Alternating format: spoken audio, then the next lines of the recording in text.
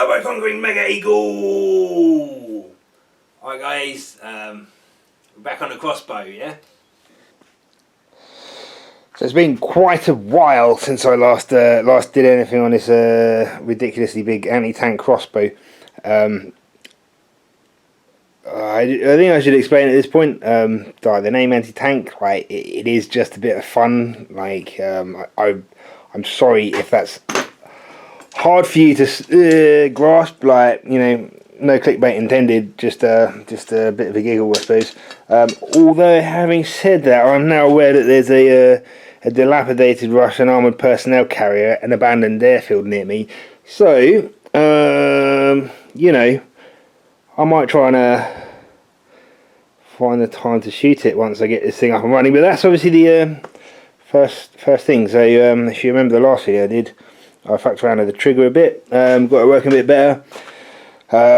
Still undecided whether it needs even more work, but it's not going to get more work now. The aim of the game today is to go on a weight loss program, yeah? So I'm not talking about the overall weight of the crossbow, merely the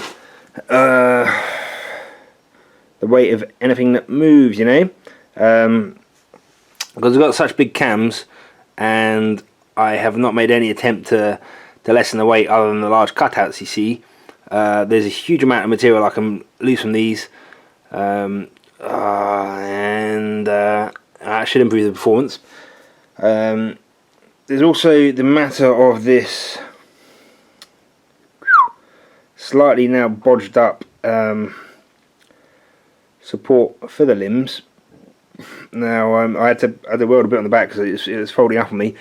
However, when I originally put this together, I found that the cams were too far forwards. So I don't know if you can see that. I made these lumps of steel up to support the axle for the cams and stick it 2 inches further back than it otherwise would have been. But that is necessary now. But if I remanufacture these legs, arms, whatever you want to call them here, I can stick them 2 inches further back, meaning I can get rid of that bit of unnecessary weight. I can chop the ends of the bolts off. There are all manner of things I can do on this to bring the weight of everything that moves right down. I've got some alley. We've got some very much smaller diameter and smaller wall thickness alley than the pipe I had previously been using, and at the suggestion of a few of you subscribers, or commenters at least. I know one of you subscribes, but whatever. We've got some kevlar, braided kevlar line. This is sold as kite flying stuff, but you know, I quite like to see some of the kites that require 100-pound line. That's the little stuff. There's some really heavy stuff here. 500-pound line. Are you seriously going to need that when you're flying a kite? Guess so. Could be a bit of a monster kite, isn't it? Either way, that's the aim of the game. New one of them, whatever that is, and just drill the absolute bejesus out of these cams and eliminate any additional weight. Use this line, and also if I bring this whole assembly 2 inches further back, what will that mean? The cams will actually be staying in the same place. So I might actually bring it 4 inches further back, and that will mean that I no longer need the carriage on the string, so the string can go straight back into the trigger mechanism. Although still trigger mechanism and the Kevlar line might not be such a good idea, but I'll see what happens, and maybe get rid of the carriage too. Alright.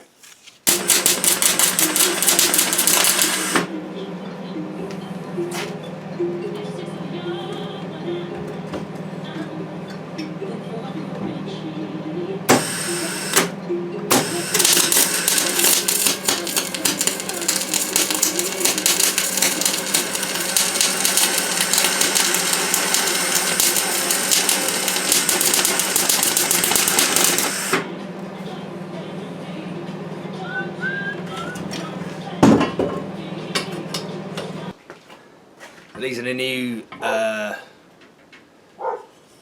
arms to carry the prods, springs, whatever you want to call them.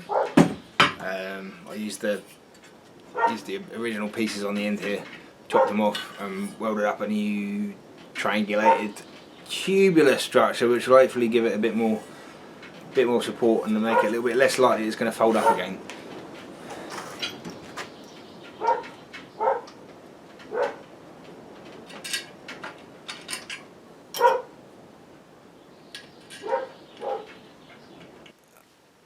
You're probably halfway through the video by now. All the regular subscribers will be amazed that I'm still alive. What I've been doing my time is basically turning lumps of metal into Swiss cheese. I'm now more of a Swiss cheese maker than an actual cheesemonger from Switzerland, you know. Drilling holes, drilling more holes, making the holes bigger, and then turning those holes into even bigger holes and making more holes. You know, that's what my life's become. In the effort to save weight on these moving components of the crossbow, it's all about weight loss. I saw a comment someone had left today. I'm not going to do this unless I hear the crack of a supersonic bolt. I don't have a clue about crossbows, but a lot of people that are commenting on this crossbow videos, you know, they obviously do know what they're talking about, and weight in the moving parts. Every gram of weight that I waste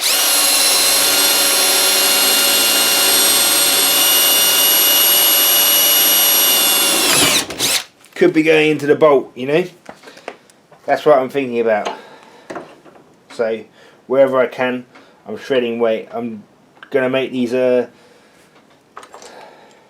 blocks up. These hold the axle on which the cam rotates. Then I'm going to take some M6 bolts and drill holes straight down the middle of them. There's only going to be a 1 or 2 mil hole straight down the middle of an M6 bolt, but you know, it's going to be a couple of grams throughout 4 bolts.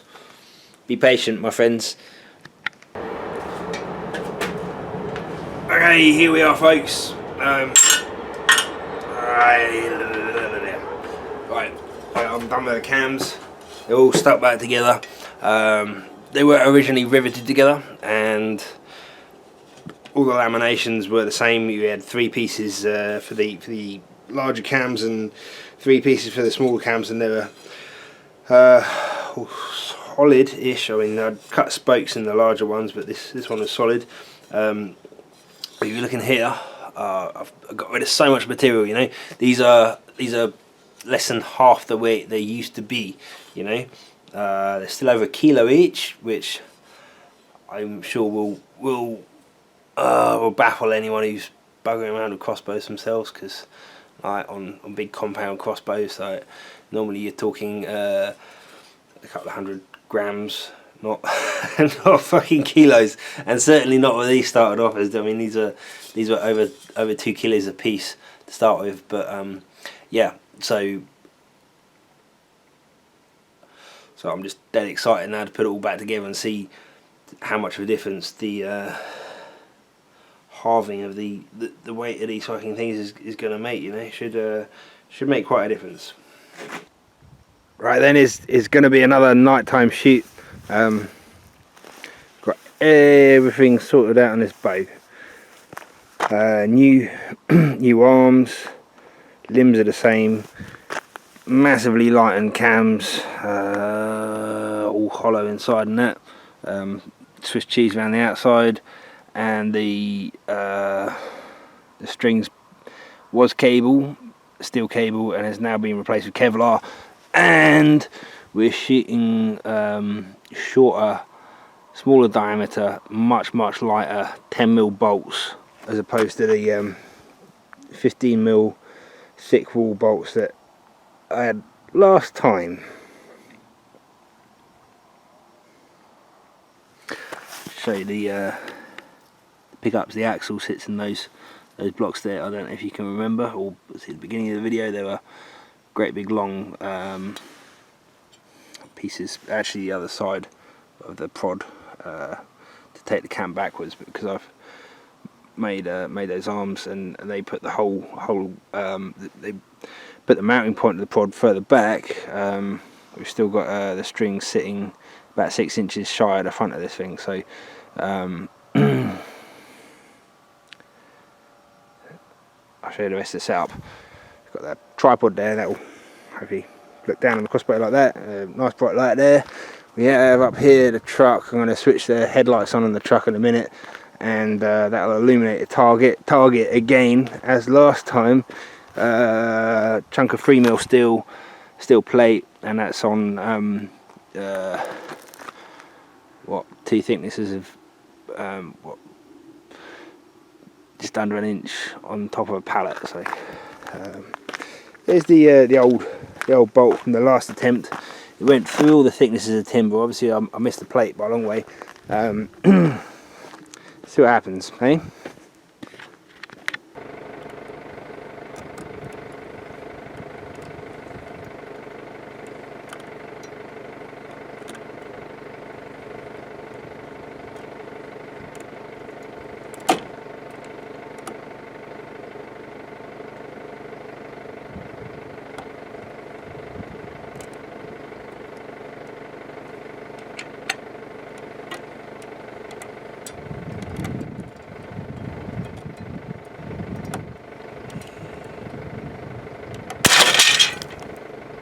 Fucking hell.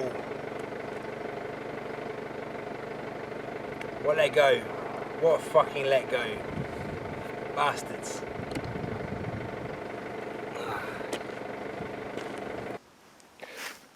So this is another structural failure in the long line of structural failures. Basically, in order to get this thing firing fast, I have to get the weight down. You can see there it was about 8 inches away from being cocked, going off the winch, or whatever you call that, windlass, I don't know. It appears the drawstring's alright, and this cam string has broken at the end. This is 1,000-pound Kevlar line. Over here we've got the other end of the drawstring. I tied it up, you know, and it's actually, it looks like it's broken at the knot itself. This is tied around the front of that prod. What do? Do I go back to cable? Do I use cable on the lower, because I know that works? Cable on the bottom of the cams and keep the Kevlar on the top. The top bit's going fastest. That would make a bit of sense. The cable I've got is rated at a ton. This isn't, it's not 1,000 pounds draw. It's this Kevlar string is trying to pull the prods together, and what, so in order to exceed that 1,000-pound braking strain, it seems though the prods are doubled up. I mean, we can suggest that there's over 2,000 pounds required to pull those prods together, which is quite a lot of fucking weight. You know, we're close to a ton there, aren't we? It's probably be about right. I don't know. Anywho, it's probably going to take me a little while to find some stronger Kevlar. I do want to do it with Kevlar and not cable, so I might upload this and leave it another couple of months before I do any more on this fucking crossbow, because just making this last video, I know I haven't recorded all the structural failures that I've had, but bonding the alley cams instead of riveting, like, they've separated a couple of times. I've had a failure of the new arms and then remade them again, so this is actually the first lot I patched up several times, and Then I had the second design and didn't record that. And this is actually the third design. Yeah,